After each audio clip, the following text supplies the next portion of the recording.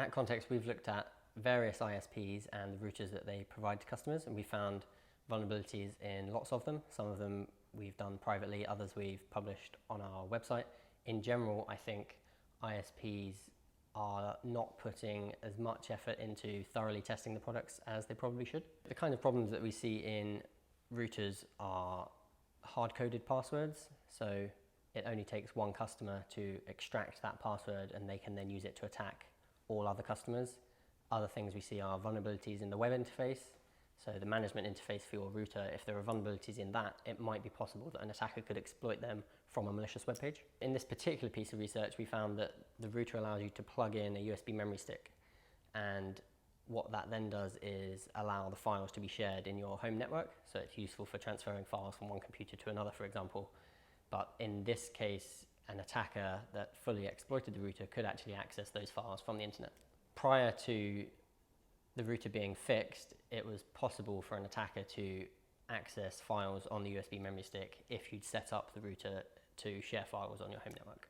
Even if you hadn't set the router up to publicly share these files, before the routers were patched, it would have been possible to access these files from the internet. So in this particular piece of research, we disclosed the problems we found privately to the ISP and to the manufacturer, and they did work with the manufacturer to fix it, and as far as we know, all customer routers have now been secured.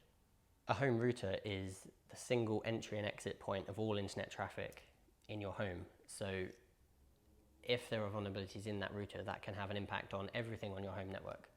In this instance, we found that the attack could have allowed firewall rules to be dropped, which would then allow your internal devices to be attacked directly, for example, laptops, phones, TVs, but also any traffic that you send out to the internet could have theoretically been rerouted to an attacker.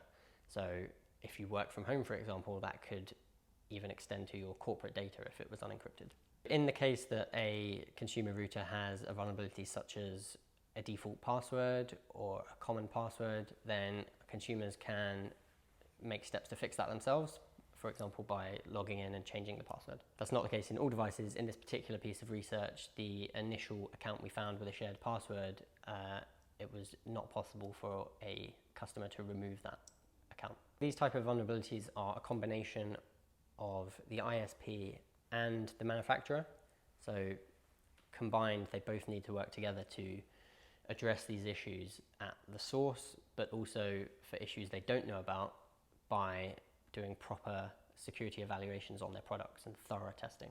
If all your traffic between your device, your laptop, and the internet is encrypted, then you don't have to rely on the security of the router. For companies where the employees work from home, the best thing they can do if they don't trust the router, or if the ISP doesn't allow you to change the router, is to make sure that all communications are encrypted between the employee's laptop and the corporate network that they're connecting to. So for example, via VPN, or making sure that HTTPS is in use for all websites. Most companies that I'm aware of do have a strongly encrypted VPN solution.